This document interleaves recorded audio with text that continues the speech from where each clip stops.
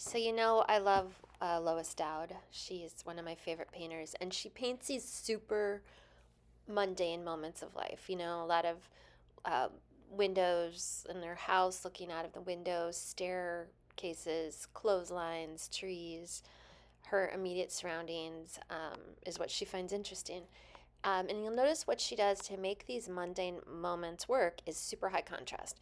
So either like a lot of red like this in the middle of nothing, the bit of yellow with all this darkness, those dark shadows. She really pushes contrast, especially in value. So especially in darkness and light. So that's how she avoids it from being dull because it is kind of an everyday subject matter.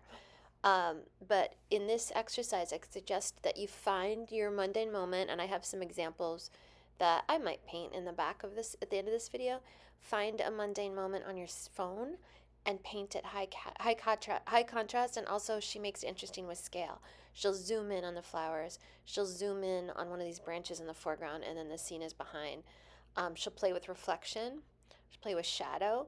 So you can do a mundane moment. You just can't do it straight. What is I can't remember which writer it was, tell the truth but tell it slant. So you're going to depict your world, but you're going to depict it slant. You're going to, who was that?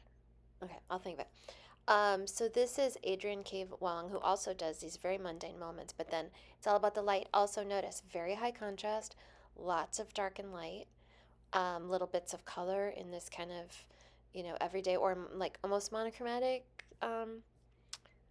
color themes. So I think having these mundane moments works if it's a really dynamic pattern or value system or palette. Alex Katz also obviously does very mundane moments of apartment buildings and trees and all sorts of windows are very popular for mundane painters. I think it's because the idea of like making your life around you super interesting and dynamic is a huge challenge.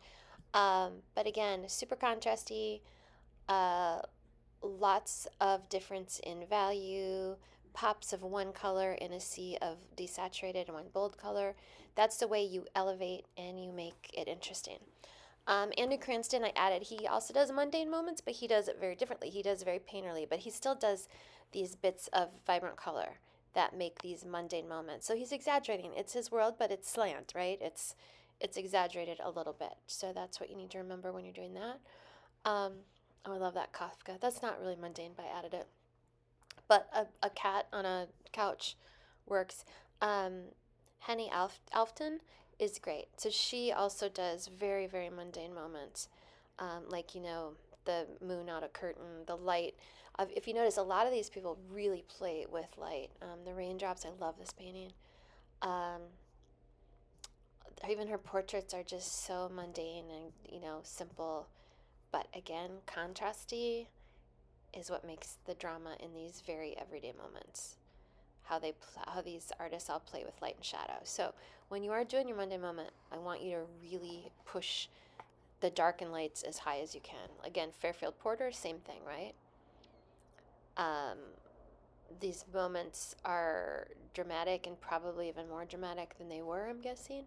And he just really, they punch it up. That's kind of mundane, but yeah, so what we're going to do is I want you to bring to class, or just bring your phone. What I did for the images I'm about to show you, I literally Googled like window, tree, food, I don't know, clouds, and these are the images from my phone that I would paint. So you're looking for images like this, right? And then you're just going to really exaggerate what the world has given you. I mean, I could do this one pretty straight and it would be pretty interesting because it's so contrasty.